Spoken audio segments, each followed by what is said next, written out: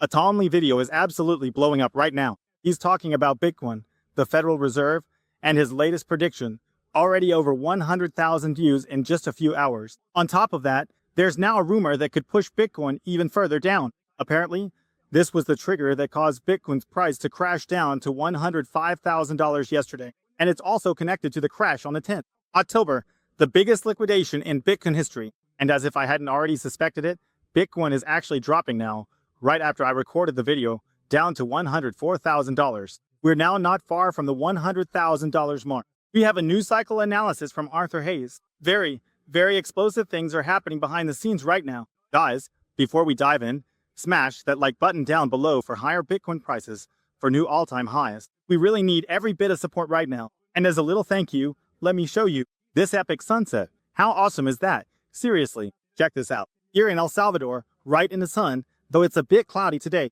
That actually hardly ever happens here. And now we're going to check out the situation here on the beach together. What on earth is going on here? And I actually have a little, not so great emergency update for you. I'm looking at the liquidations right now. And here I see long positions, $288 million liquidated here within the last hour. And that's why we're dropping down to $104,000 here now. It could also be that by the time this video is online, it's dropped even further. The time right now, as I'm recording this video, is 6 in the morning German time. And that's pretty wild. Now there are more and more rumors popping up about this. Is all of this just manipulation? I actually talked about that in another video, which we're going to listen to in a moment. Is there manipulation going on here? Does this have something to do with the lawsuit against Binance? The market makers are going crazy right now. I also just double-checked the news. There wasn't really any major announcement. Donald Trump didn't do anything or anything like that. Nothing has happened here that should have pushed the Bitcoin price down, except maybe these liquidations again. But maybe I missed something. If that's the case, I'll definitely update you. With statistics like these, you can see, for example, that the mood has definitely taken a hit. You can see it here. The probability that the Bitcoin price will fall below $100,000 is now over 50%. That means, according to betting markets, it's more likely that we'll correct back below $100,000 than that we'll go up. This also suggests, from the leader's perspective, that we could see a major correction again before we shoot up to new Bitcoin highs of $150,000 to $200,000. Shoot upwards. But first, let's take a look at what caused the Bitcoin price to drop yesterday. I mean, these are rumors. You can never prove it 100%, but it's pretty obvious. And now there's a mega lawsuit. Rumors are circulating that Wintermute, one of the biggest market makers in the crypto space, is preparing a lawsuit against Binance over losses from the crash on October 10th, and that this is the reason for today's war. When you watch this video, yesterday's Bitcoin price correction, the flash crash wiped out $600 billion worth of cryptocurrency assets within 30 minutes, triggered 1.7 million forced liquidations, and marked the largest liquidation event in a single day in the history of cryptocurrencies. And now it's really interesting. The CEO of Wintermute, what's his name again? Yevgeny Gavoy, that's his name, says that companies on Binance and other exchanges were automatically emptied, meaning liquidated, at completely ridiculous prices, and that he is now exploring legal options. So, that needs a quick explanation as well. What happened was that on some exchanges, there were crashes of 90 or even 95%. On other exchanges, which had good liquidity management, they only had a drop of about 50% or so. And that basically meant that a whole lot of people got wiped out here, not because they traded badly, but simply because the liquidity management at these exchanges was just terrible. We can also see by now that Binance has admitted to system overloads and massive ATL triggers here, but denied any internal errors or preferential treatment. The company also paid out about $188 million from the insurance fund and reimbursed $283 million for price changes, although losses from the ADL program were not taken into account. So, to put it briefly, Binance did compensate customers here as well. And then, you can pretty much assume that this is kind of an admission. I mean, why would you compensate customers if you didn't make a mistake? That already tells you that maybe something fishy went on. Binance is currently under fire because Sasaki is also, let's say, really under fire. He was pardoned by Donald Trump. And then it came out in an interview with Donald Trump that, actually, Donald Trump doesn't even know who CSAT is, that he really has no clue, and that the pardon may have just happened for other reasons, because Z apparently sent a lot of money to the Trump family. And of course, Z is also connected to Binance again. So it's really crazy what's going on right now, and that's something we need to keep an eye on.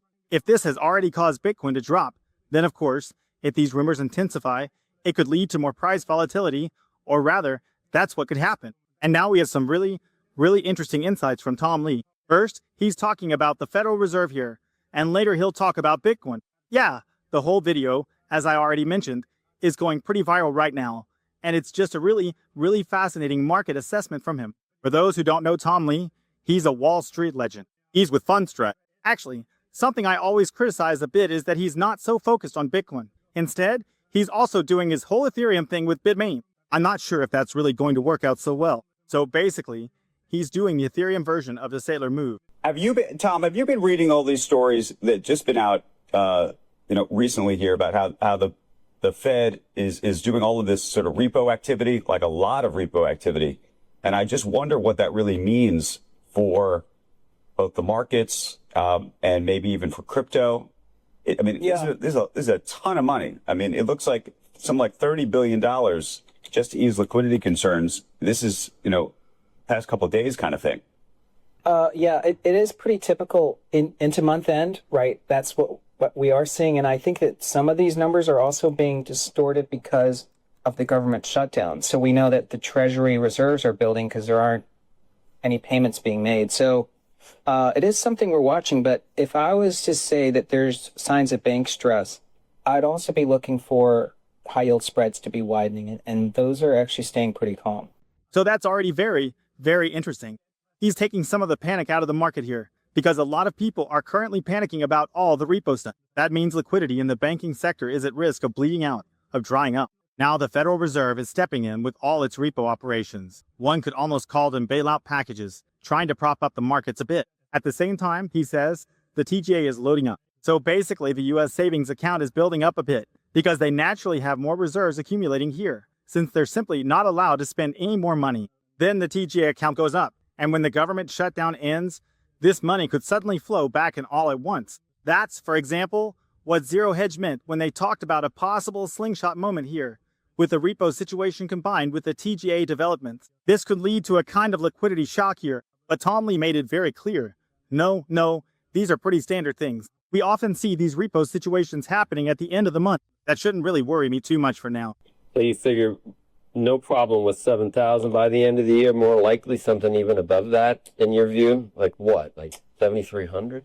Yeah, I mean, maybe 7,300, 7,500. 7,500. Yeah, so we still, in December, we would build on those November gains. So that's wild. He's talking here about the S&P 500, saying that by the end of the year, it could actually top out up to 7,500. And that would be a move of almost 10% or so. For the S&P, that's definitely a lot. We're also seeing right now that the S&P is sometimes performing better than Bitcoin. That's what surprises a lot of people. Or often, for example, we see news where the S&P reacts positively, like with all the trade stories, but Bitcoin doesn't react as positively to it. And yeah, that's definitely interesting, because usually Bitcoin has outperformed the S&P. But of course, there are also moments when it lags behind a bit, just like with gold. Most of the time, Bitcoin outperforms gold, but there are always moments when gold gets ahead of Bitcoin. And now comes the exciting part about Bitcoin. I want you to quit while you're ahead, but I have to ask you about Bitcoin. I mean, you want to go out on a limb there too? Because it looks weak again today, 107. Go below 100 or no? Well, Bitcoin, I mean, if I look at everything since October 10th, because that was the biggest liquidation in the history of crypto, like bigger than Like a margin call almost. Yeah, it was like almost a miniature rupture, like a tsunami.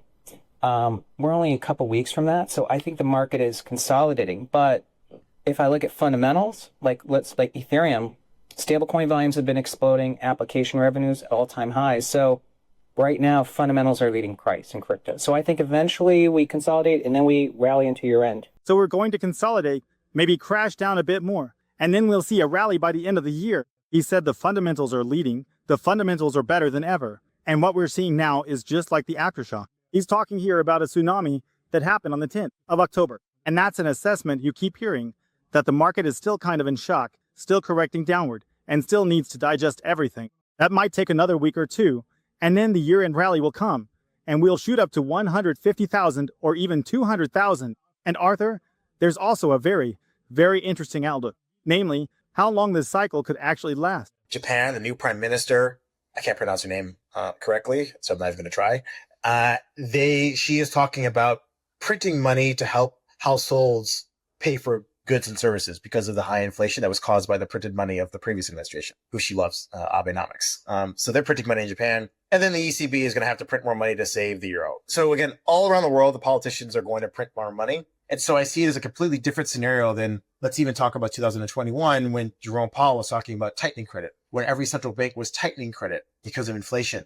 We are in a scenario where the politicians around the world, regardless of where you live, are talking about spending more money without raising taxes. And so that's why I believe that this particular cycle will extend. I think it's going to extend into 2027, 28 time period. But again, who knows how long it will go for. But as long as the politicians are going to print money to hand out goodies to people to support them, we're going to keep going higher as a crypto ecosystem. So he's saying here, the cycle will inevitably continue until 2027, 2028. And he also keeps mentioning the million mark, which could be broken by then. Here, he's a bit more playful than the power law model. And he just said, I mean, get this. In Japan, was it the finance minister, I think, who basically said, yeah, inflation is high now, and the administration before her?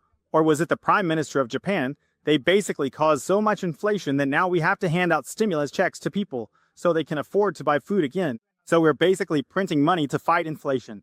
Of course, that just creates even more inflation in the long run. It's obviously absurd. It's the same thing in Europe. He says here, the ECB has to print money. The ECB, Europe is in crisis. The US has to print money. We're seeing it with the whole repo situation here in the US. The Treasury will print money. The Federal Reserve will print money. Of course, they're not printing it directly. Instead, for example, there are government bond purchases on one side, then there's the creation of book money, and so on. Various things, interest rate manipulation, different factors coming together. And as long as that's happening, there's no way a cycle can come to an end, because a cycle always ends when central banks and liquidity are reined in again. We saw that in the last cycle as well. What happened at the end? Interest rates were raised, liquidity shrank, liquidity did not expand. And what always happens when the Bitcoin price explodes? The COVID phase, and so on. It's obvious. QE, liquidity expansion, this, that, whatever. Money prints are right in your face. And that's what's coming. And that's why Bitcoin can't be in a bear market yet. Folks, for Hayes, not my opinion, but the opinion of A for Hayes. Feel free to share your thoughts below and let me know if you agree with this. I can definitely understand the argument. So what you're saying here does make sense, at least from my point of view. Whether it'll really hit a million by 2028, I'm still not sure about that. I wouldn't necessarily go along with that 100%, but hey, I'd be happy to take it, of course. And if you still want to buy Bitcoin now, if you're really looking for a super easy platform where you can buy Bitcoin, set up a savings plan, and have a highly regulated environment with a super simple, easy to use app, that's great for beginners, but of course also for advanced users, then check out 21 Bitcoin. Use the code Bitcoin Hotel to get up to 20% off the fees when buying Bitcoin. And with that, I'm signing off here from El Salvador. I'm just walking around on the street here right now. That's why it's a bit noisy. But I need to get rid of the background noise now. Then I think you won't hear it. Peace out.